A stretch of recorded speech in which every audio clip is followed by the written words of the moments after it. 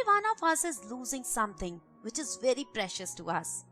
Lost opportunities, lost possibilities, feelings which we can never get back again.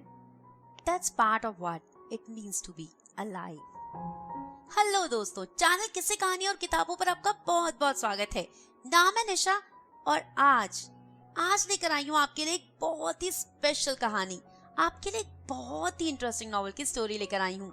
जी हाँ, बहुत interesting, मतलब actually बहुत interesting. एक ऐसी नॉवल जिससे शुरू करने के बाद आपको खत्म करना ही पड़ेगा। एक ऐसी स्टोरी जिसमें आपका इंटरेस्ट स्टार्टिंग से लेकर एंड तक बना ही रहेगा। एक ऐसी बुक जिसे 2005 में 10 बेस्ट बुक्स में रखा गया था न्यूयॉर्क टाइम्स में। 2006 में इसे वर्ल्ड फैंटेसी अवार्ड मिला। जी हाँ, नॉवल का नाम है काफ्का ऑन द शोर, लिखा है हरुकी मुराकामी ने। ये नॉवल जिसे 2002 में लिखा गया, ये जापानीज ऑथर हैं। जापानीज में ये नॉवल लिखी गई थी और इसे ट्रांसलेट किया गया इंग्लिश में 2005 में। ये नॉवल जिसमें बात होगी मेटाफिजिक्स की भी, वर्च्यू ऑफ सेल्फ सफिशिएंसी की, relation between dream and reality, threat of fate, uncertain grip of prophecy and the influence of subconscious. In short, ये नॉवल जो कि फिलोसॉफिकल भी है, रियलिस्टिक भी है, इसमें हिस्ट्री की भी बात होगी, इसमें प्यार की भी बात होगी, इसमें लिविंग सोल्स की भी बात होगी, इसमें आफ्टर लाइफ की भी बात होगी। ये नॉवल जिसमें दो कहानियां साइड बाय साइड चल रही हैं। एक कहानी है एक 15 साल के लड़के की जो अपना घर छोड़ के चले जाता है क्योंकि उसके फादर ने एक प्रिडिक्शन की होती है, एक प्रोफेसी की होती है, जिसकी ग्रिप से वो बाहर निकलना चाहता है। उसे वो सच नहीं होने देना चाहता और साथ ही साथ वो ढूंढना चाहता है अपनी माँ और अपनी बहन को, जो जब वो 4 साल का था उसे छोड़कर चली गई थी। दूसरी तरफ एक और कहानी चल रही है नकाटा नाम के लड़के की। ये दोनों कहानियां कैसे आगे जाकर मिलती है, फेट हमें कहां से कहां ले जाता है, कहां हमारे तार किससे जुड़े होते हैं, किसके साथ हमारी सोल्स कनेक्टेड होती हैं। ऐसे ही इस नॉवल में दिखाया है कि 3 लोग, काफ्का, नकाटा और मिस्सेकी, इन तीनों की सोल्स कनेक्टेड हैं। इन तीनों की अलग अलग कहानियां कैसे एक हो जाती हैं, नॉवल में आप जान पाएंगे। कहानी शुरू होती है जब एक 15 साल का लड़का जो कि अपना घर छोड़कर जाना चाहता है, वो जिसकी माँ और उसकी बहन उसे तब छोड़कर चली गई जब वो सिर्फ 4 साल का था। उसके पिता कोची तमुरा जो एक बहुत बड़े स्कल्पचर हैं, बहुत अमीर आदमी हैं, उनका बहुत बड़ा घर भी है, अपना ऑफिस भी है, वो बहुत फेमस भी हैं। पर ये लड़का अपने घर में बहुत लोनली महसूस करता है। वो नहीं जानता कि आखिर उसमें क्या कमी थी जो उसकी माँ उसे छोड़कर चली गई। उसकी एक ऑल्टर ईगो है जिसे उसने क्रो का नाम दिया है। वो उसे बताती है कि वो दुनिया का सबसे स्ट्रॉन्ग लड़का है और उसे एक बड़ा स्टेप लेना होगा। उसे अपना घर छोड़कर जाना होगा, उसे दुनिया को एक्सप्लोर करना होगा, उसे बहुत कुछ देखना है, बहुत कुछ जानना है, एक बहुत बड़ी जर्नी कवर करनी है। उसे इसके लिए अपने आप को तैयार करना होगा। वो अपने आप को स्ट्रॉन्ग बनाना चाहता है, इसलिए वो जिम चाहता है, एक्सरसाइज करता है, क्योंकि पता नहीं दुनिया में उसे अभी क्या क्या और फेस करना बाकी है। क्रो उसे कहता है कि उसे स्कूल में जो भी पढ़ाया जाए उसे ध्यान लगाकर पढ़ना चाहिए, क्योंकि पता नहीं उसे जिंदगी में फिर कभी स्कूल जाने का मौका मिलेगा या नहीं। वो हमेशा चुप रहता है। उसने अपने आसपास एक दीवार बना रखी है। वो कभी मुस्कुराता नहीं है, उसके कोई दोस्त नहीं है, किसी से बात नहीं करता, सिर्फ अपने आप में रहता है, अपने काम से काम रखता है। घर में जितना हो सके वो अपने पिता से दूरी बनाकर रखता है, क्योंकि उसके पिता ने जो एक प्रिडिक्शन की है वो उसे अंदर ही अंदर खाए जा रही है। वो नहीं चाहता कि उनकी की हुई ये प्रिडिक्शन सच हो। उनकी की हुई ये प्रिडिक्शन जो उसके लिए एक बहुत बड़ा कर्स बन सकती है, वो उसे सच नहीं होने देना चाहता। इसलिए वो उसे एस्केप करना चाहता है इस घर से बहुत दूर जाकर। 15 साल के एक लड़के के लिए इतना बड़ा स्टेप लेना एक्चुअली में है तो बहुत मुश्किल, इसलिए वो बहुत बार सोचता भी है। पर क्रो नाम की उसकी ऑल्टर ईगो उसे एनकरेज करती है। उसे एक एक्सरसाइज करने को कहा जाता है। उसे कहा जाता है कि अपनी आंखें बंद करो और सोचो कि एक बहुत बड़ा तूफान चल रहा है। बहुत बार ऐसा होता है कि अगर बहुत बड़ा कोई तूफान हो जिससे हम बचने की कोशिश करें, पर वो तूफान हमारा पीछा करता रहता है, हम अगर डायरेक्शन चेंज भी करते हैं तो तूफान भी डायरेक्शन चेंज कर लेता है। ऐसा इसलिए होता है क्योंकि वो तूफान कहीं और नहीं बल्कि हमारे अंदर होता है। और ऐसा ही उस लड़के को इमेजिन करने के लिए कहा जाता है। उसे कहा जाता है कि जब वो तूफान से बाहर निकलेगा बहुत सारी मुश्किलों के बाद, बहुत सारी तकलीफों के बाद, जिसमें हो सकता है कि बहुत सारा खून भी बहे, बहुत सारी तकलीफें भी हो, उसका खुद का भी खून बहे, पर एक बात बिल्कुल सर्टेन है कि जब वो उस तूफान से बाहर निकलेगा तो वो बिल्कुल अलग इंसान बन जाएगा और उसे ये करना ही होगा। उसने डिसाइड कर लिया है कि वो ये करेगा। जिस दिन वो 15 साल का होने वाला है, उसी दिन उसने तय किया है कि वो ये घर छोड़कर चला जाएगा। वो रात को 12 बजे 15 साल का होगा, दोपहर को 3 बजे वो ये घर छोड़कर जाने के लिए तैयार हो चुका है। उसने अपना बैग लगाना शुरू किया है। वो नहीं जानता कि क्या क्या रखे। अगर बहुत सारी जैकेट्स, बहुत सारे कोट्स, बहुत सारी जीन्स लेगा तो कोई भी उसे देखकर ये पहचान जाएगा कि ये लड़का घर से भागा है, इसलिए बहुत बड़ा बैकपैक नहीं ले सकता। इसलिए उसे वो जगह चुननी होगी जो बहुत ज्यादा ठंडी ना हो। वो जो कि फिलहाल टोक्यो में रहता है, उसने तय किया है कि वो टोक्यो के वेस्ट में जाएगा, शुकोकू। शुकोकू को चुनने का उसका कोई खास रीजन नहीं है, पर वहाँ उसके कोई रिलेटिव्स नहीं है, कोई जानने वाला नहीं है, इसलिए अगर कोई भी उसे ढूंढने निकलेगा तो कम से कम वहाँ तो नहीं जाएगा। उसने कुछ कपड़े ले लिए हैं, उसने अपने पापा के दराज से कुछ पैसे ले लिए हैं, उनका एक लाइटर, एक चक्कू, उनका सेल फोन भी स्विच ऑफ करके ले लिया है, शायद कभी जरूरत पड़े। हालांकि वो जानता है कि जब वो गायब हो जाएगा तो उसके पापा फोन कंपनी को फोन करके ये फोन बंद करवा देंगे, पर फिर भी देखा जाएगा। उसने एक दराज में देखी उसकी और उसकी बहन की फोटोग्राफ। उसकी माँ की तो घर में कोई फोटो नहीं है, उसके पापा ने वो सब कुछ खत्म कर दिया है। सिर्फ एक ही फोटो है जिसमें वो 3 साल का था, उसकी बहन 9 साल की। ये लोग सी बीच के पास खड़े हैं। वो तो मुस्कुरा रहा है, पर बहन का चेहरा दूसरी तरफ है, उसका आधा ही चेहरा दिख रहा है। उसने वो फोटो अपने साथ ले ली। अपने असली नाम के साथ तो वो घर से बाहर नहीं जा पाएगा, इसलिए उसने अपना नाम काफका तमूरा रख लिया है। उसने बस पकड़ ली और चल दिया शकोकू जाने के लिए। बस की टिकट ले ली थी, हालांकि वो बहुत कॉशियस था, पर कंडक्टर को उसके ऊपर कोई शक नहीं हुआ था। वो बस में बैठ गया था, चल दिया था। 10 घंटे की जर्नी है। उसे पढ़ना बहुत पसंद है, इसलिए उसने एक किताब पढ़ना शुरू कर दिया था। रात के 12 बज चुके थे। वो 15 साल का हो चुका है, घर से बहुत दूर आ चुका है। क्या उसके पिता ने उसे ढूंढना शुरू किया होगा है कि उसके गायब होने का उन्हें एहसास तक ना हो? उसके ऑल्टर ईगो क्रो ने उसे हैप्पी बर्थडे विश किया। उसे तसल्ली है कि वो उसके साथ जा रहा है। जब सुबह हुई तो ड्राइवर ने बस रोक दी और कहा कि यहाँ पर आप लोग कुछ नाश्ता कर सकते हो, फ्रेश हो सकते हो, उसके बाद हम लोग शकोकू जाएंगे। जब ये वहाँ उतरा, इसने चाय ली, तब एक लड़की इसे वहाँ मिली जिसका नाम था सकूरा। सकूरा जो बहुत टॉकेटिव थी, उसने काफका को देखते ही कहा कि मेरा भी तुम्हारे जितना ही एक भाई है और बहुत सालों से मैं उससे मिली नहीं हूँ। तुम्हें देखकर मुझे उसकी याद आ गई थी। क्या ये हो सकती है काफका की बहन? काफका नहीं जानता, पर वो लड़की काफका से बहुत ज्यादा बातें कर रही थी। उसके बाद बस में उसके साथ ही बैठ गई थी। काफका उसकी तरफ देख रहा था। एक लड़का जब किसी यंग लड़की को अपने साथ देखता है तो उसके अंदर जो फीलिंग्स अराउज होती हैं, वैसी ही फीलिंग्स काफका के अंदर भी हो रही थी, पर वो अपने आप को रोक रहा था, ये सोचकर कि हो सकता है यही लड़की मेरी बहन हो। जब ये लोग शकोकू पहुंचे तो वहां जाकर उस लड़की ने एक पेपर पे अपना नंबर लिखकर काफका को दिया और कहा कि अगर तुम्हें कभी भी जरूरत हो तो तुम मुझे कॉल कर सकते हो। ये भी कहा कि मैं हर किसी को अपना नंबर नहीं देती। काफका ने वो नंबर लेकर अपने बैग में रख लिया था। बहुत समय पहले काफका ने एक एड देखी थी कि यहाँ शकोकू में ही एक लाइब्रेरी है जिसका नाम है द कम्यूरा मेमोरियल लाइब्रेरी, जहाँ पर वो जाना चाहता था। अब अपॉर्चुनिटी है और उसने सोचा कि वो उस लाइब्रेरी को ढूंढकर वहीं जाएगा।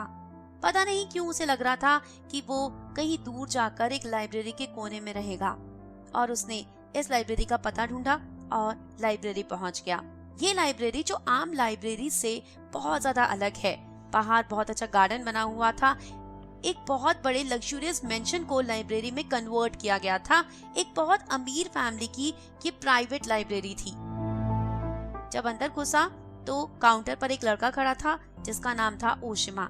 ये ओशिमा ही था जिसने बाद में उसे उस जगह पर पहुंचने में मदद की जहां वो पहुंचना चाहता था। ओशिमा ने काफका को लाइब्रेरी में वेलकम किया उसे लाइब्रेरी दिखाई, उसे दिखाया कि कहाँ पर बुक्स रखी हैं, कहाँ बैठकर वो किताबें पढ़ सकता है।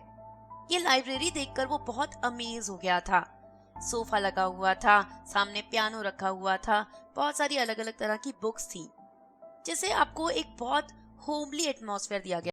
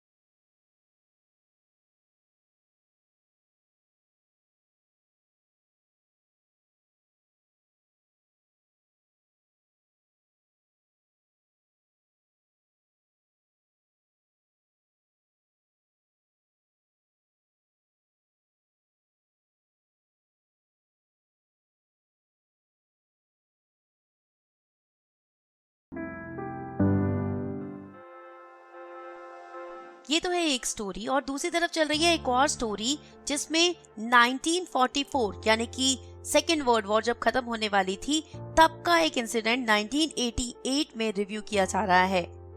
1944 में एक टीचर अपनी क्लास के 16 बच्चे जो कि थर्ड स्टैंडर्ड में थे, उन्हें लेकर मशरूम तोड़ने के लिए लेकर गई थी एक पिकनिक पर। वहीं पर कुछ ऐसा हुआ था कि 16 के 16 बच्चे बेहोश हो गए थे। बेहोश मतलब बिल्कुल बेहोश भी नहीं, उनकी आंखें खुली हुई थी, जैसे कि वो पता नहीं कहाँ देख रहे हो। बीच बीच में आंखें ब्लिंक भी कर रहे थे, पर वो हिल भी नहीं पा रहे थे। टीचर के लिए बहुत मुश्किल हो गया था, अकेले 16 बच्चों को कैसे हैंडल करेगी। बहुत मुश्किल से जाकर वो स्कूल से हेल्प लेकर आई थी। उन 16 में से 15 बच्चे तो होश में आ गए थे। उस समय क्या हुआ था, जब वो मशरूम तोड़ने गए थे, उसके बाद से उनके होश आने तक का उन्हें कुछ याद नहीं था, सब भूल गए थे। पर उनमें से एक बच्चा था, सटोरू नगाटा। ये बच्चा जिसे होश नहीं आया था। नगाटा को पहले पास ही के हॉस्पिटल में एडमिट करवाया गया, उसके बाद उसे टोक्यो एक बड़े आर्मी हॉस्पिटल में एडमिट करवा दिया गया।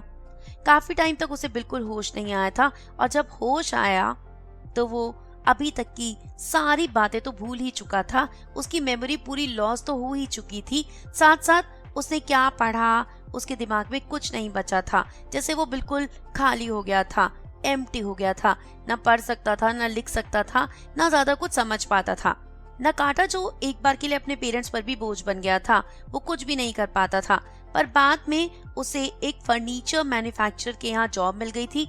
एक ही तरह का काम जो उसे सिखा दिया गया था वो करता रहता था। लेकिन जब उसकी दुकान बंद हो गई तो नगाटा के पास कुछ नहीं करने को बचा था। उसके भाइयों ने बहुत मुश्किल से उसकी पेंशन लगवा दी थी। वो अब बूढ़ा हो चुका था, तब उस पेंशन से ही उसका गुजर बसर होता था। अभी तक जो उसने काम किया था उसमें बहुत सारे पैसे इकट्ठे भी किए थे, क्योंकि वो खर्चा तो करता ही नहीं था। उसकी कोई इच्छाएं, कोई ख्वाहिशें तो थी ही नहीं। पर जिससे वो अकाउंट मैनेज करवाता था वही उसके सारे पैसे लेकर भाग गया था। वो तो इतना भी नहीं जानता था कि कितने पैसे थे, कितने पैसों का नुकसान हुआ था। खैर, फिलहाल उसे जो पेंशन मिलती थी उसी से उसका गुजर बसर होता था, और साथ साथ उसके पास एक बहुत रेयर क्वालिटी थी। वो कैट्स के साथ बात कर सकता था, उनकी भाषा समझ सकता था। इस वजह से आसपास के लोग जिनकी कैट खो जाती थी, मिल नहीं रही होती थी, वो उसे कांटेक्ट करते थे और उसे अपनी कैट को ढूंढ कर लाने के लिए कहते थे। वो कैट को ढूंढ कर लाता, तब कोई उसे थोड़े बहुत पैसे दे देता, कोई खाने पीने का सामान दे देता। ये उसके लिए बोनस हो जाता था। नकाटा के बारे में अगर और बात करें तो वो हमेशा एक थर्ड पर्सन की तरह बात करता था, जैसे कि अपने आप को खुद नकाटा ही बोलता था। नकाटा को पानी पीना है, नकाटा को यहाँ जाना है, क्या आप नकाटा की मदद कर देंगे? इसी तरह से बात करता था। और एक और चीज भी थी कि उसकी शेडो, उसकी परछाई बाकी लोगों के कंपैरेटिवली वीक थी। एक दिन वो एक बिल्ली को ढूंढ रहा था, तब उसे एक और बिल्ली ने कहा था, पहले अपनी परछाई ढूंढ लो, बाद में बिल्लियों को ढूंढना। इन्हीं दिनों उसे काम मिला था एक कोमा नाम की कैट को ढूंढने का। वो बहुत दिनों से उसको ढूंढ रहा था, पर वो मिल नहीं रही थी। हर किसी से पूछ भी रहा था, पर किसी ने उसे देखा नहीं था। तब एक दिन वो एक मैदान में बैठा हुआ था और एक कैट ने आकर कहा था, कोमा कहाँ है मैं जानती हूँ, पर मैं तुम्हें बता नहीं सकती, और एक एडवाइस देना चाहती हूँ कि उसे ढूंढना बंद कर दो, क्योंकि तुम एक बहुत बड़ी मुसीबत में फंसने वाले हो। नकाटा ने कहा था। तो नकाटा जाकर मिसेस कुजुमी और उनकी बेटियों को क्या कहेगा कि वो उनकी कोमा को नहीं ला सकता? नहीं, नकाटा ऐसा कभी नहीं करेगा। नकाटा कोमा को ढूंढ कर ही रहेगा। वो कैट ये सुनकर चली गई थी वहां से, और नकाटा, उसने तय किया था कि कुछ भी हो वो कोमा को ढूंढ कर रहेगा। इधर काफका अगले दिन सुबह उठा, उसने अपना सारा सामान लिया। चाहे तो वो अपना सामान यहाँ होटल में भी छोड़ सकता है, पर नहीं, ना जाने कब क्या डिसीजन लेना पड़े, उसने अपना सारा सामान अपने साथ ले लिया था और वो जिम चला गया। जिम जाकर उसने एक्सरसाइज की और उसके बाद वहीं पर शावर लिया। शावर लेकर वो तैयार हो गया था। 11 बजने वाले थे और लाइब्रेरी खुलने वाली थी। वो लाइब्रेरी में चला गया। जब लाइब्रेरी पहुंचा तो ओशिमा ने उसे टोका था, इतना बड़ा बैग, क्या है आखिर इसमें? क्या तुम इतना बड़ा बैग हमेशा अपने साथ रखते हो? काफका ने सर हिला दिया था और उस लाइब्रेरी में जाकर उसने बुक पढ़ना शुरू कर दिया था। शाम को लाइब्रेरी के बंद होने के बाद उसने खाना खाया था, और फिर जब उसकी आंख खुली तो वो जंगल के बीच में था। रात बहुत हो चुकी थी। वो अपना हाथ उठाने की कोशिश कर रहा था, उसका हाथ उठ ही नहीं रहा था। उसके उल्टे हाथ के कंधे में बहुत ज्यादा दर्द हो रहा था। उसका शरीर बहुत भारी हो रहा था। वो देख सकता था कि रात बहुत गहरी हो चुकी है। बहुत मुश्किल से अपना हाथ उसने उठाया था। टाइम देखा था, रात के 11:30 बज रहे थे। मई 28।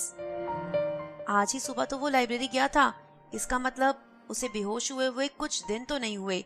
हाँ, 4-5 घंटे हो चुके हैं। आखिर क्या हुआ उसके साथ, उसे कुछ याद नहीं था। उसे सिर्फ इतना याद था कि वो लाइब्रेरी से निकला था और उसने खाना खाया था। उसने अपनी जेब चेक की, उसका वॉलेट था, उसका सारा सामान था। उसने बहुत मुश्किल से अपने आप को संभाला, खड़ा हुआ, उसके हाथ कांप रहे थे। तब दूर उसे एक पेड़ के पास उसका बैग पड़ा हुआ मिल गया। उसने चेक किया तो सारा सामान भी था। आखिर क्या हुआ होगा? वो क्यों यहाँ पर ऐसे पड़ा हुआ है? क्या किसी ने उसे मारा है? क्या उसे किसी कार ने हिट किया? पर यहाँ जंगल के बीच में पास ही में एक श्राइन थी, और फिर वो खड़ा होकर उस श्राइन के वॉशरूम में चला गया था। उसने अपना मुंह धोया था। सब कुछ बहुत ज्यादा मेस्ड अप हो चुका था। उसके बाल बिखरे हुए थे, चेहरा पीला पड़ा हुआ था, वो बहुत घबराया हुआ था। तभी उसकी नजर गई थी अपनी टी शर्ट पर, जिस पर बहुत सारा खून लगा हुआ था। उसने अपनी टी शर्ट निकालकर वहां सिंक में धोई थी। पूरा सिंक लाल हो गया था, पर उसकी टी शर्ट पे से धब्बा नहीं उतरा था। एक बार तो उसने सोचा था कि इस टी शर्ट को फेंक देता हूँ, फिर उसने सोचा यहाँ फेंकना शायद ठीक ना होगा। कुछ तो हुआ है उसके साथ।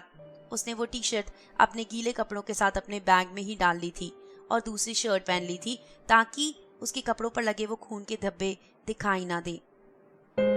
वो खून उसके शरीर में से नहीं आ रहा था, उसे कहीं चोट नहीं लगी थी, किसी और का खून उसके कपड़ों पर था। उसके हाथ बहुत कांप रहे थे, बहुत डर चुका था, कहाँ जाए, क्या करे, बहुत अकेला महसूस कर रहा था। वो बाहर आकर बैठ गया था। वो होटल वापस नहीं जा सकता, ना जाने क्या हुआ है, किसका खून उसके कपड़ों पर लगा है, क्या उसने किसी को मारा है, उसे कुछ नहीं पता। तब उसे ध्यान आया सकूरा का। उसने अपना फोन निकाला, उस पेपर को निकाला जिस पर उसने सकूरा का नंबर लिखा था और सकूरा को कॉल किया। कुछ रिंग्स के बाद ही सकूरा ने फोन उठा लिया था। उसे बहुत तसल्ली हुई थी। उसने जब बताया कि मैं काफका तमूरा हूँ तो सकूरा ने कहा, टाइम देखा है? उसने कहा, हाँ देखा तो है, पर मैं बहुत परेशान हूँ और तुम्हारी मदद की जरूरत है। सिर्फ एक बार मेरी मदद कर दो, उसके बाद मैं तुम्हें तंग नहीं करूंगा। सकूरा ने उसे अपना एड्रेस दिया था और कहा था कि कैब लेकर यहाँ पहुंच जाओ। ज्यादा दूर नहीं था, सिर्फ 10 मिनट का रास्ता था। वो वहां पहुंच गया था। सकूरा अपनी बिल्डिंग के नीचे आ गई थी उसे लेने के लिए और उसे कहा था, अपना चेहरा शीशे में देखो। काफका जानता था कि वो बहुत मेस्ड अप कंडीशन में है। सकूरा उसे अपने घर में ले गई थी और वहां जाकर उसने कहा था, क्या हुआ, घर से भागकर आए हो ना? यहाँ इस शहर में किसी को नहीं जानते ना? काफका ने हाँ कहा था। सकूरा ने कहा था, मेरे साथ भी ऐसा हुआ था। मुझे भी अपने घर वालों की बातें ठीक नहीं लगती थी, इसलिए मैं घर छोड़कर भाग गई थी। कभी कहीं काम करती थी, कभी कहीं काम करती थी और फाइनली हेयर ड्रेसर बन गई। यहाँ मेरी दोस्त बाहर गई हुई है, इसलिए अपना घर मेरे हवाले करके गई है। तुम चाहो तो यहाँ पर रह सकते हो।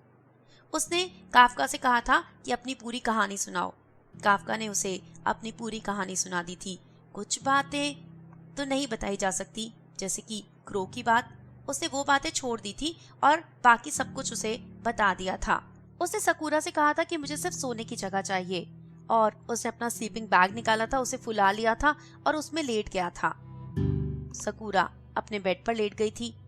बहुत देर तक दोनों में से किसी को नींद नहीं आ रही थी। तब सकूरा ने उसे कहा था कि तुम चाहो तो यहाँ बेड पर आ सकते हो, पर याद रखना मेरा एक बॉयफ्रेंड है और मैं सेक्स के मामले में बहुत ज्यादा पर्टिकुलर हूँ। काफका उसके साथ बेड पर जाकर लेट गया था। उसने काफका को हक कर लिया था। उसे उस पर बहुत तरस आ रहा था। पर एक यंग लड़का, 16 साल का लड़का, जब उसे एक लड़की हक करेगी तो उसे तकलीफ तो होगी। वैसी ही तकलीफ काफका को भी हो रही थी। सकूरा ने कहा था, मुझे माफ कर दो, मैं तुम्हारी प्रॉब्लम समझती हूँ। उसने उसकी टेंशन रिलीव करने में उसकी हेल्प की थी। उसके बाद काफका सो गया था। सुबह जब उठा था तो सकूरा जा चुकी थी काम पर। उसने एक नोट लिखा था जिसमें लिखा था कि ज्यादा सामान तो नहीं है, पर तुम जो भी चाहो वो बनाकर खा सकते हो। यहाँ आसपास घूम लेना, मैं शाम को लौट आऊंगी, जब तक चाहे रह सकते हो। काफका ने कॉफी बनाकर पी ली थी, जो मिला उसे थोड़ा बहुत नाश्ता बना लिया था, पर उसे लग रहा था कि यहाँ वो ज्यादा टाइम तक नहीं रह सकता।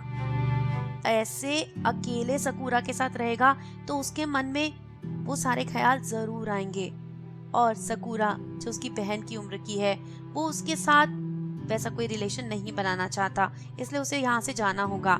उसने एक चिट्ठी लिख दी थी, में लिखा था कि तुमने मेरी बहुत मदद की, उसके लिए बहुत बहुत धन्यवाद, पर मैं अब और यहाँ नहीं रह सकता। उसके बाद वो कहाँ जाए? उसके पास जाने की सिर्फ एक ही जगह थी और वो थी लाइब्रेरी। उसका मन कहता था कि लाइब्रेरी में जाकर ही सब कुछ सॉल्व हो जाएगा। वो लाइब्रेरी पहुंचा और वहां जाकर ओशिमा से बात की। उसे कहा कि मैं ज्यादा कुछ नहीं बता सकता, पर मुझे सोने के लिए जगह चाहिए। ओशिमा ने कहा था, क्या हुआ, घर छोड़कर आए हो? यहाँ किसी को नहीं जानते? काफका ने हाँ कहा था। काफका ने उसे अपनी कहानी ज्यादा तो नहीं बताई थी, पर ओशिमा वो भी अपने टाइम में स्कूल छोड़ चुका था। उसकी भी कुछ पर्सनल चीजें थी जो वो किसी से शेयर नहीं कर पा रहा था और उसने काफका में इंटरेस्ट दिखाया था। कहा था कि मैं तुम्हारी मदद कर सकता हूँ, तुम चाहो तो इसी लाइब्रेरी में सो सकते हो, यहाँ एक कमरा है जो हम तुम्हें दे सकते हैं। उसके लिए क्या करना होगा? काफका ने पूछा था, जिस पर ओशिमा ने कहा था कि मुझे मिस सेकी से बात करनी होगी, मैं तुम्हें अपना असिस्टेंट बना लूंगा, तुम्हें ज्यादा कुछ नहीं करना, सुबह लाइब्रेरी खोलनी है, शाम को बंद करने में मेरी मदद करनी है, थोड़ी बहुत यहाँ सफाई वगैरह करनी है, मेरे लिए और मिस सेकी के लिए कॉफी बना देना। काफका ये सुनकर काफी रिलीव महसूस कर रहा था, पर उसके लिए कुछ तैयारियां करनी होगी, ओशिमा ने कहा था। और तब तक ओशिमा का एक बहुत दूर माउंटेन्स में एक छोटा सा कमरा है, वहां पर काफका रह सकता है। काफका ने पूछा था, क्या मिस सेकी मान जाएंगी? मैं जो पढ़ा लिखा भी नहीं हूँ, मुझे एक्सपीरियंस भी नहीं है, क्या वो मुझे असिस्टेंट बनाएंगी? ओशिमा ने कहा, वो थोड़ी अलग हैं। काफका ने कहा, अलग मतलब? अनयूजुअल। ओशिमा ने कहा, अनयूजुअल तो मैं हूँ, वो अनयूजुअल नहीं है, बस चीजों को देखने का उनका नजरिया अलग है। काफका इन दोनों चीजों में फर्क नहीं समझ पाया था, पर ओशिमा ने कहा था कि शाम को 5 बजे लाइब्रेरी बंद होगी, 5:30 बजे मैं तुम्हें वहां ले चलूंगा। और 5:30 बजे अपनी कार में बिठाकर ओशिमा काफका को अपने उस कमरे पर ले गया था। बहुत ऊंचाई पर, माउंटेन्स पर, जंगलों के बीच में ये छोटा सा कमरा था, जहाँ ना पानी था ना बिजली थी। वहाँ पर तेल रखा हुआ था, इन लोगों ने लैम्प जला लिया था, खाना बनाने के लिए स्टोव था, कुछ सामान ओशिमा ने रास्ते से खरीद लिया था, जिससे काफका अपने खाने पीने का सामान तैयार कर सकता था। उसके बाद ओशिमा ने कहा था, जैसे ही सब कुछ ठीक हो जाएगा मैं तुम्हें यहाँ से ले जाऊंगा, पर एक बात है कि तुम्हें जंगल में नहीं जाना, ये जंगल बहुत डरावना है। तुम्हें लगेगा कि तुम्हें वापसी का रास्ता मिल जाएगा, पर वो तुम्हें नहीं मिल पाएगा। जो लोग इन जंगलों में खोए हैं वो कभी वापस नहीं लौट पाए, इसलिए सिर्फ वहीं तक जाना जहाँ से तुम्हें ये कमरा दिखाई दे। ओशिमा उसे वहाँ छोड़कर चला गया था। पहली रात को तो काफका को बहुत डर लगा था, अजीब अजीब सी आवाजें आ रही थी, पर उसने अपने आप को समझाया था, आंखें बंद करके सोने की पूरी कोशिश की थी। सुबह बहुत प्यारी थी, बहुत सारी किताबें थी वहां पर पढ़ने के लिए। काफका ने किताब पढ़ना शुरू कर दिया था। जंगल में थोड़ा आगे तक गया था, पर रास्ता भटकने के डर से वापस लौट आया था। वो सोच रहा था सकूरा के बारे में, कैसे उस दिन सकूरा उसकी मदद के लिए आई, उसने उसे अपने घर पर बुलाया, उसे खाना बनाकर खिलाया, उसका ध्यान रखा, उसे कितना कंफर्ट फील कराया। काश वो सच में उसकी सगी बहन होती। इधर इसी समय पर एक दूसरी कहानी भी चल रही है, जहाँ नगाटा जो गोमा को ढूंढ रहा था, गोमा कैट का नाम है ना, गोमा को ढूंढते हुए वो जो मैदान में बैठा था, वहां उसे एक कैट ने बताया था कि एक बिल्ली चोर यहाँ पर आता है और यहाँ से बिल्लियां उठाकर ले जाता है। पर वो उठाकर बिल्लियों का करता क्या होगा, ये तो नगाटा को समझ नहीं आता, पर उसे गोमा को ढूंढना है। कई दिन हो गए थे, वो वहां बैठकर गोमा का इंतजार कर रहा था। तब एक कुत्ता आया था। उसने नगाटा की तरफ देखा था और बिना मुंह हिलाए ही उसने नगाटा को कहा था कि मुझे फॉलो करो। नगाटा उसके पीछे पीछे चल दिया था। वो उसे शहर से थोड़ा दूर पहाड़ की तरफ ले गया था। नगाटा को डर लग रहा था कि यहाँ से वापसी का रास्ता उसे मिलेगा भी या नहीं, पर वो उस कुत्ते के पीछे गया था और वो उसे एक बड़े घर में ले गया था। उस घर के अंदर सोफे पर एक आदमी बैठा हुआ था, जिसने सिल्क की हैट पहनी हुई थी, बूट्स पहने हुए थे, ब्लैक कलर का कोट पहना हुआ था, जिसने नगाटा को बताया था कि उसका नाम है Johnny walker. Johnny walker whisky का ब्रांड, उसकी जो लेबल पर आदमी बना हुआ आता है, हूबहू वैसा ही था वो आदमी। उसने नगाटा को कहा था कि जिंदगी में कुछ पाने के लिए कुछ खोना पड़ता है और हर चीज का एक प्राइस आपको पे करना पड़ता है। अगर तुम चाहते हो कि तुम्हें गोमा मिल जाए तो तुम्हें कुछ ना कुछ तो करना ही होगा, क्योंकि बिना कुछ किए तो कुछ नहीं होता। नगाटा ने कहा था, बताओ क्या करना होगा? तब उस आदमी ने कहा था कि तुम्हें मुझे मारना होगा। हाँ, उस आदमी ने यही कहा था। उसने कहा था कि मैं बिल्लियों को लेकर आता हूँ, उन्हें मारता हूँ, ताकि उनकी सोल से मैं एक फ्लूट बना सकूं, एक बांसुरी बना सकूं, जिससे बचाकर मैं दुनिया की बहुत सारी सोल्स इकट्ठी कर लूंगा और फिर इतनी बड़ी बांसुरी बना लूंगा जो कि इस यूनिवर्स से भी बड़ी हो। मैं कोई पागल आदमी नहीं हूँ, पर ये मेरी डेस्टिनी है और मुझे यही करना है। ये करते करते अब मैं थक चुका हूँ, बहुत सारी बिल्लियों को ऑलरेडी मार चुका हूँ। अब अगर तुम चाहते हो कि तुम गोमा को बचाओ तो तुम्हें मुझे इस सब से, इस जिंदगी से छुटकारा दिलाना होगा। नगाटा को कुछ समझ नहीं आ रहा। उसने आज तक कभी किसी को नहीं मारा, वो किसी को कैसे मार सकता है? जॉनी वॉकर ने कहा, चलो ये मैं तुम्हें बता देता हूँ कि कैसे मार सकते हैं। वो एक बड़ा सा बैग लेकर आता है जिसमें 4-5 बिल्लियां होती हैं जिन्हें की पैरालाइज कर दिया गया होता है। उन्हें दर्द होगा, तकलीफ होगी, पर उनके गले से आवाज नहीं निकलेगी। एक बिल्ली को ट्रे पर रखा जाता है, उसके पेट में चक्कू मारकर उसे घुमाया जाता है, खून ही खून बह जाता है। उसके बाद जॉनी वॉकर उसका दिल निकालता है जो अभी भी धड़क रहा था, उसे अपने मुंह में डाल लेता है, चबाना शुरू कर देता है और फिर उसका गला काटकर साइड में रख देता है। वो बिल्लियों के सर इकट्ठे करता है, बाकी की बॉडी को एक पॉलिथीन में डालकर साइड में रख देता है कूड़े की तरह। पूरे कमरे में खून की स्मेल फैल जाती है। वो बहुत घबरा जाता है और अपनी आंखें बंद कर लेता है, जिस पर जॉनी वॉकर कहता है, हम किसी बुरी चीज को या किसी गलत चीज को देखने की जगह आंखें बंद कर लेते हैं, तो क्या वो गलत चीज होगी नहीं? हमारे आंखें बंद करने से क्या सच्चाई बदल जाएगी? सच्चाई नहीं बदलेगी।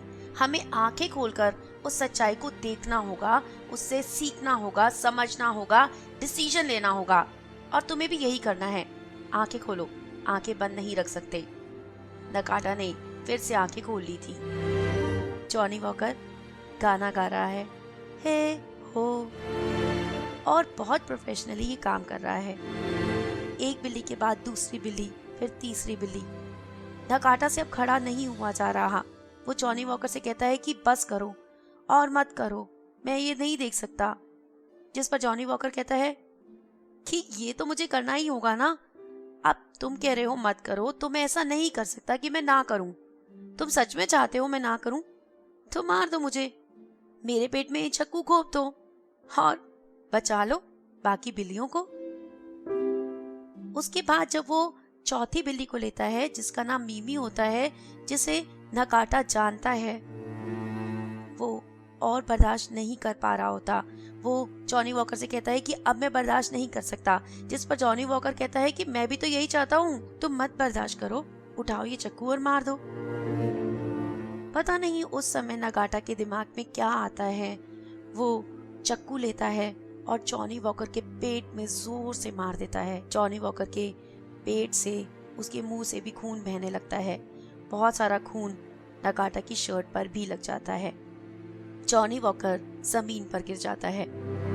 नगाटा गोमा और मीमी को हाथ में लेता है।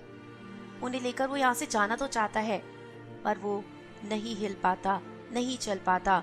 उसके अंदर अब जान जैसे बची ही नहीं है। वो वहीं पर बैठ जाता है। उसकी आंखें बंद हो जाती हैं। ना जाने कितनी देर के बाद जब उसकी आंख खुलती है तो वो उसी फील्ड में होता है, उसी खाली मैदान में होता है। उसके साथ वो दोनों बिल्लियां होती हैं जो म्याऊं म्याऊं कर रही होती हैं। उसकी शर्ट पर कहीं कोई खून नहीं लगा होता। वो जिस हालत में बैठा था वैसा का वैसा ही होता है। पर नकाटा को तो याद है कि उसने जॉनी वॉकर को मारा था, उसके कपड़ों पर खून लगा था। पता नहीं क्या हुआ। वो उन बिल्लियों से बात करने की कोशिश करता है, पर बिल्लियां उसकी भाषा नहीं समझ पाती और बिल्लियां जो कह रही होती हैं वो नकाटा नहीं समझ पाता। वो मीमी को वहीं छोड़ देता है और गोमा को लेकर उसके घर चला जाता है। उसके घर वाले गोमा को देखकर बहुत खुश होते हैं। वो उसे कुछ पैसे देते हैं, खाने का सामान देते हैं और वो सामान लेकर सीधा पुलिस स्टेशन जाता है। रात का समय हो चुका होता है। एक अकेला पुलिस इंस्पेक्टर वहां बैठा होता है। जब नकाटा पुलिस स्टेशन के अंदर जाता है तो इंस्पेक्टर को बोलता है, नकाटा ने जॉनी वॉकर का खून किया है। ये सुनकर इंस्पेक्टर अलर्ट हो जाता है। वो इंस्पेक्टर एक फॉर्म लेकर आता है, नकाटा से डिटेल पूछने लगता है। पूरा नाम पूछता है, वो बता देता है सटोरू नकाटा। उसके बाद एड्रेस पूछता है, कहाँ मारा, किसको मारा। नकाटा को इतना सब कुछ नहीं पता। वो कहता है नकाटा ज्यादा स्मार्ट नहीं है, नकाटा पढ़ा लिखा नहीं है, नकाटा को इतनी सारी बातें नहीं पता, पर नकाटा आपको ये बता सकता है कि नकाटा ने किसी का खून किया है। उसके हाथों पर खून लग गया था, कपड़ों पर खून लग गया था। इंस्पेक्टर कहता है, आपको देखकर तो ऐसे नहीं लगता कि आपने किसी का खून किया होगा, ना ही आपके कपड़ों पर कोई खून लगा है। जिस पर नकाटा कहता है, ये तो नकाटा भी नहीं जानता, पर यही सच है। इंस्पेक्टर कहता है कि ठीक है, जब आपको सारी चीजें पता हो, सारी चीजें याद आ जाएं, तब आप कल सुबह वापस आ जाइए और मैं आपकी ये रिपोर्ट लिख लूंगा। नकाटा कहता है, नहीं, कल सुबह तक तो नकाटा सब कुछ भूल जाएगा। इससे पहले नकाटा कुछ भूले, वो आपको सब कुछ बता देना चाहता है। आपको नकाटा की कहानी सुननी होगी। उसके बाद नकाटा अपनी पूरी कहानी इंस्पेक्टर को सुना देता है।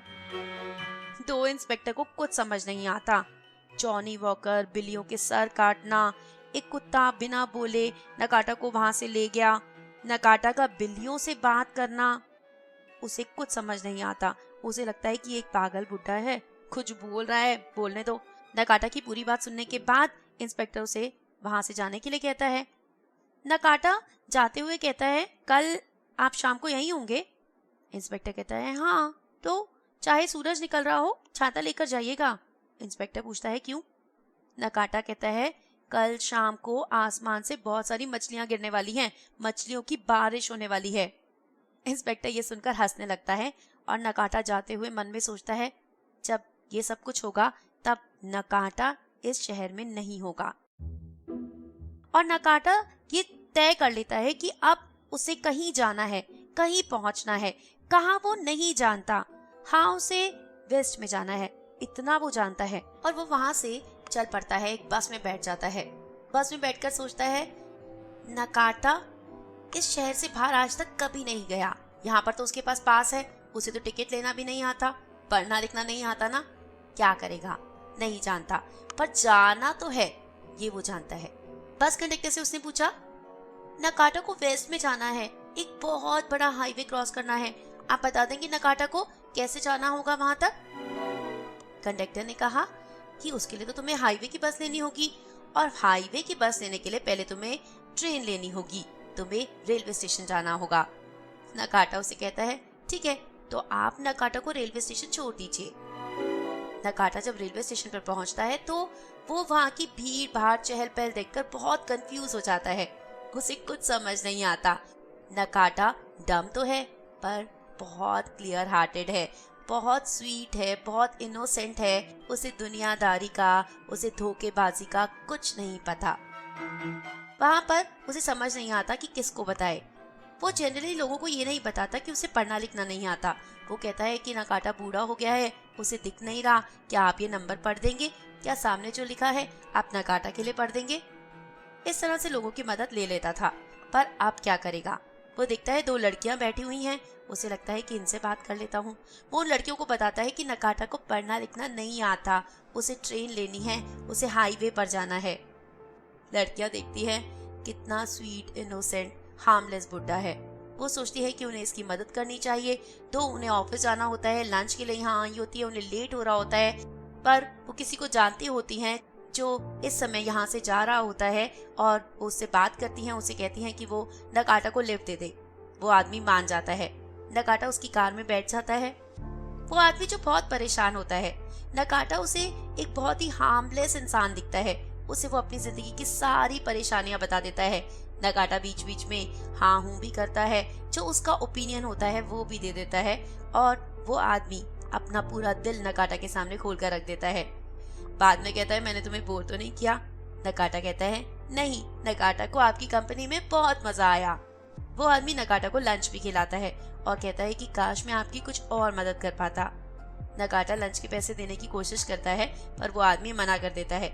इसके बाद नकाटा को एक दूसरी लिफ्ट मिल जाती है और वो एक पार्किंग लॉट में पहुंच जाता है। नकाटा वहां देखता है कि बहुत सारे आदमी किसी एक आदमी को घेर कर खड़े हैं, उसे बहुत मार रहे हैं, पीट रहे हैं। नकाटा वहां जाकर कहता है कि आप क्यों इसको मार रहे हैं? जिस पर वो कहते हैं कि हम तुम्हें भी मार सकते हैं। नकाटा कहता है कि कोई भी बिना कारण के तो किसी को नहीं मार सकता ना। वो लोग नकाटा का मजाक उड़ाते हैं। नकाटा अपनी छतरी खोलता है, थोड़ा आगे जाता है, पीछे आता है, और उसके बाद आसमान से बहुत तेज बारिश होने लगती है। किस चीज की बताए? लीचेस की। लीचेस वो जो आपकी बॉडी पर चिपक जाती हैं और खून पीने लगती हैं। पार्किंग लॉट में इतनी बड़ी बड़ी इतनी सारी लीचेस की बारिश होती है कि वो सब आदमी भाग जाते हैं, और नकाटा अंदर जाकर किसी को कहता है कि बाहर एक आदमी है, घायल है, उसे मदद की जरूरत है, और उस आदमी को मदद मिल जाती है। इसके बाद नकाटा एक और ट्रक में बैठ जाता है। वो ट्रक ड्राइवर जो 20 साल का होता है, यंग होता है, पोनीटेल बनाता है, और नकाटा से कहता है कि वो उसके दादाजी की तरह ही दिखता है।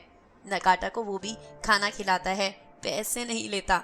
नकाटा से पूरी जर्नी में कोई भी एक पैसा नहीं लेता। हर किसी को नकाटा बहुत क्यूट लगता है, और वो उसे उसकी डेस्टिनेशन पर ले जाने के लिए ले जाता है। वो पूछता है नकाटा से कि आपको कहाँ जाना है? नकाटा कहता है, ये तो नकाटा नहीं जानता, पर जब वहां पहुंच जाएगा तब नकाटा बता सकेगा कि नकाटा को यही आना था। जिस पर वो आदमी हंस देता है और नकाटा से ढेर सारी बातें भी करता है। इधर काफका तीसरा दिन हो चुका होता है। अभी तक वो यहाँ के एटमॉस्फेयर में ढल चुका होता है। उसे नेचर से बहुत प्यार हो जाता है। वो कमरे के बाहर बैठता है, बुक पढ़ता है, बर्ड्स को देखता है, ट्रीज को देखता है। उसे यहाँ बहुत अच्छा लगने लगता है। पर तभी वहाँ पर ओशिमा आ जाता है लेने और उसे वहाँ से वापस लेकर जाता है। कहता है कि मिस सेकी मान गई हैं, तुम असिस्टेंट बन जाओगे और उस लाइब्रेरी में एक कमरा है, वो कमरा तुम्हें दिया जाएगा। उस कमरे की कहानी भी ओशिमा काफका को सुनाता है। कमरे की कहानी के साथ जुड़ी है मिस सेकी की कहानी। एक्चुअली में मिस सेकी जब छोटी थी तो वो अपने ही पड़ोस में एक लड़के से बहुत प्यार करती थी। दोनों में इतना प्यार था कि दोनों को अलग करना इम्पॉसिबल था। दोनों के परिवार भी इस दोस्ती से बहुत खुश थे। दोनों ने हमेशा एक साथ रहने के वादे कसमें खा लिए थे। उस लड़के को पढ़ने के लिए बाहर जाना था और वो दूसरी यूनिवर्सिटी में चला गया था। मिस सेकी बहुत अच्छा गाना गाती थी और उन्होंने तब एक गाना लिखा था अपने बॉयफ्रेंड के लिए जिसका नाम था काफका ऑन द शोर। क्या ये कोइंसिडेंस है? ओशिमा ने पूछा था। तुम्हारा भी नाम काफका है? काफका ने कहा था कि मेरा असली नाम काफका नहीं है, पर एक राइटर जिसकी बुक्स मैं बहुत पढ़ता था उनके नाम पर मैंने अपना नाम काफका रख लिया था। पर काफका ही क्यों रखा? चलिए देखते हैं इसमें भी कोइंसिडेंस है या नहीं। मिस सेकी की कहानी को आगे बढ़ाते हैं। मिस सेकी का जो बॉयफ्रेंड जब बाहर पढ़ने चला गया था तो वहाँ किसी गलत फहमी के चलते उस यूनिवर्सिटी के लड़कों ने उसको पीट पीट कर मार दिया था। मिस सेकी की जिंदगी खत्म हो गई थी। उन्होंने बहुत दिनों तक अपने आप को कमरे में बंद कर लिया था। उसके बाद वो शहर छोड़कर चली गई थी। वो कहाँ गई, बहुत सालों तक कहाँ रही, किसी को नहीं पता था। उनके पिता का देहांत हुआ, वो तब भी नहीं आई। जब माँ का देहांत हुआ तब वो लौटी थी उनके फ्यूनरल पर। उस लड़के के घर वाले जो बहुत अमीर थे, जिनका एक अलग घर था जिसमें वो लड़का रहता था, उसे लाइब्रेरी में कन्वर्ट कर दिया था। वही है द कम्यूराज मेमोरियल लाइब्रेरी। और मिस सेकी को कहा था उस लाइब्रेरी को संभालने के लिए। मिस सेकी वहीं रुक गई थी, लाइब्रेरी संभालने लगी थी। उस लाइब्रेरी में ही एक कमरा है जिस कमरे में वो लड़का रहता था, पढ़ता था। उस कमरे को छेड़ा नहीं गया है और वही कमरा काफका को दिया जाएगा। ओशिमा मिस सेकी की जिंदगी में कैसे आया? ओशिमा की माँ और मिस सेकी दोनों स्कूल फ्रेंड्स थी। ओशिमा की अब अपनी एक अलग कहानी है। ओशिमा असल में लड़का नहीं है, भगवान ने उसे लड़की बनाया है, पर उसके अंदर फीलिंग्स लड़कों वाली थी। उसके ऑर्गन्स लड़कियों वाले हैं पर उसका मन लड़कों वाला है, पर वो अट्रैक्ट भी लड़कों की तरफ ही होता है। काफ़ी कंफ्यूजिंग पर्सनालिटी और बहुत दुखी भी अपनी इस पर्सनालिटी की वजह से, जिसकी वजह से उसे बहुत सुनना पड़ता था, लोगों की बहुत बातें सहनी पड़ती थी। एक बच्चे को जब इतनी सारी बातें सुननी पड़ती हैं जिसमें उसकी कोई गलती नहीं होती तो उसे क्या सहना पड़ता है। मिस सेकी को ओशिमा पर बहुत प्यार आया था और उन्होंने ओशिमा को अपनी लाइब्रेरी में रख लिया था। जब काफका उस कमरे में पहुंचा था तो उसने देखा था एक बहुत ही सिंपल सा कमरा है, बेड है, सामने एक चेयर है जिसपे कोई विजिटर बैठ सकता है, एक साइड पर खिड़कियां हैं और एक दीवार पर एक बड़ी सी पेंटिंग लगी हुई है जिसमें एक लड़का कुर्सी पर बैठा हुआ है, सामने देख रहा है और पीछे सी बीच है। शायद ये वही लड़का हो, शायद ये उसी की फोटो हो। तभी काफका देखता है सामने एक न्यूज़पेपर रखा होता है जिसमें आर्टिकल आया होता है। ये आर्टिकल जो काफका की जिंदगी बदल देता है, एक नया चैप्टर काफका की जिंदगी में शुरू हो जाता है। क्या है ये आर्टिकल? आर्टिकल में लिखा है कि कोइची तमुरा जो एक फेमस स्कल्पचर हैं, उनका मिस्टीरियसली मर्डर हो गया है 28 मई को। उनकी बॉडी को 2 दिन के बाद डिस्कवर किया गया एक मेड के थ्रू। वो अपने घर में थे, किचन का नाइफ इस्तेमाल किया गया था उनके मर्डर के लिए। घर में से कोई सामान मिसप्लेस नहीं हुआ था। इसका मतलब चोरी मोटिव नहीं है, कुछ इंटरनल मैटर है। उनका एक 15 साल का बेटा था जो घर से गायब है, उसे पुलिस ढूंढ रही है ताकि इस केस पर और रोशनी डाली जा सके। आखिर कैसे हुआ कोइची तमुरा का मर्डर? आखिर कौन है इसके पीछे? ये आर्टिकल पढ़कर काफका हैरान हो जाता है और ओशिमा कहता है कि 2 दिन पहले ही उसने ये आर्टिकल देखा था। काफका बहुत हैरान परेशान है क्योंकि उसके पिता का मर्डर हुआ है 28 मई को और 28 मई की रात को ही उसके कपड़ों पर खून लगा था। वो बेहोश हुआ था, उसे नहीं पता कुछ घंटों तक क्या हुआ था। काफका कहता है मैंने अपने पिता का खून नहीं किया। ओशिमा कहता है मैं जानता हूँ, उस दिन शाम तक तो तुम यहाँ लाइब्रेरी में ही थे, तो तुम इतनी जल्दी इतनी दूर जाकर मर्डर कर कर वापस तो नहीं आ सकते ना। पर तुम्हें दुख नहीं है अपने पिता की मौत का? काफका कहता है हाँ मुझे दुख है, इतने दिनों बाद क्यों हुई इनकी मौत। ये सुनकर ओशिमा हैरान हो जाता है। काफका कहता है कि उसके पिता ने उसे कभी कोई अच्छी जिंदगी नहीं दी, उनके लिए वो भी एक स्कल्पचर की तरह ही था जिसे उन्होंने बनाया था, जो उनकी मेकिंग थी। उसको अपने पिता का कुछ नहीं चाहिए, उनका बड़ा घर नहीं चाहिए, उनका ऑफिस नहीं चाहिए, उनका पैसा नहीं चाहिए, पर जो उनका काफका के पास है उसे वो बदल नहीं सकता, वो है उनके जीन्स। ओशिमा काफका के कंधे पर हाथ रखता है और उसे कहता है कि वो जो चाहे, जो उसके मन में आता है वो ओशिमा को बता सकता है। काफका बहुत दुखी है, बहुत उदास है। उसे लगता है कि जो उसके पिता ने कहा था वही सच हुआ है, काफका ने ही उनका मर्डर किया है। पर क्या इस बात को किसी के सामने एक्सप्लेन किया जा सकता है? क्या इसका कोई एक्सप्लेनेशन है? ओशिमा उसे कहता है कि उसे पुलिस को बता देना चाहिए क्योंकि पुलिस उसे ढूंढ रही है और अगर वो ऐसा नहीं करेगा तो जिंदगी भर उसे पुलिस से भागना पड़ेगा उस गलती के लिए जो उसने की ही नहीं।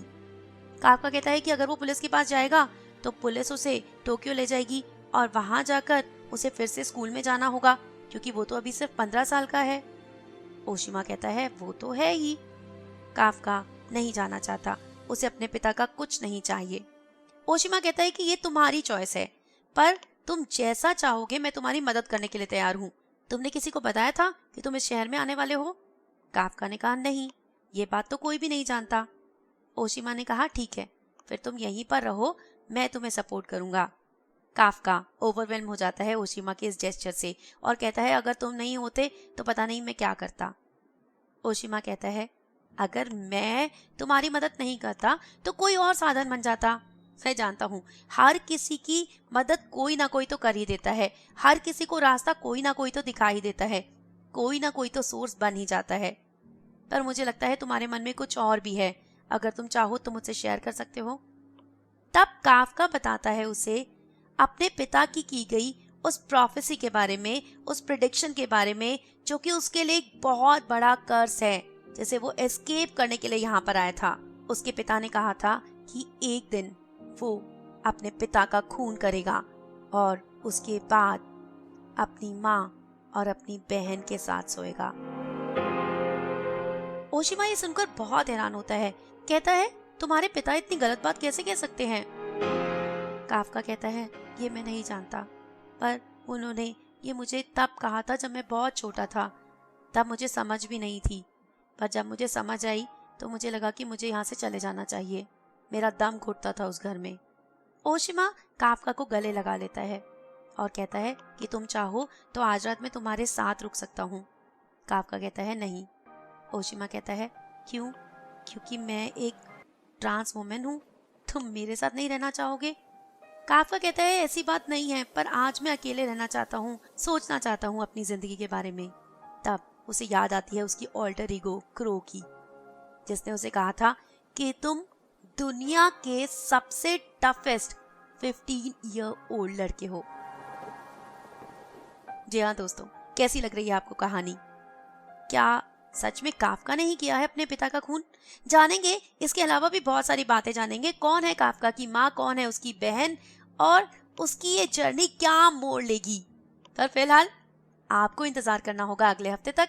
इंतजार कीजिएगा, मैं लौट कर आऊंगी कहानी की कंटिन्यूएशन के साथ। कैसी लग रही है कहानी जरूर बताइएगा, कमेंट कीजिएगा। अगर नॉवल पसंद आ रही है तो शेयर कीजिए और लाइक के बिना बिल्कुल मत जाइए। हाँ, आप चैनल सब्सक्राइब क्यों नहीं कर रहे हैं? चैनल सब्सक्राइब कीजिए ना, इससे मुझे मोटिवेशन मिलती है। और कमेंट भी कीजिए, उससे भी मुझे बहुत मोटिवेशन मिलती है। मैं समझ पाती हूँ कि आपको मेरा काम कैसा लग रहा है। और कोई और नॉवल, कोई और आपकी प्रेफरेंस वो भी मेरे साथ शेयर जरूर कीजिए। मैं पूरी कोशिश करूंगी उसे अपने चैनल पर लाने की। तब तक stay happy, keep smiling and keep waiting for me. I will be back soon. Bye bye.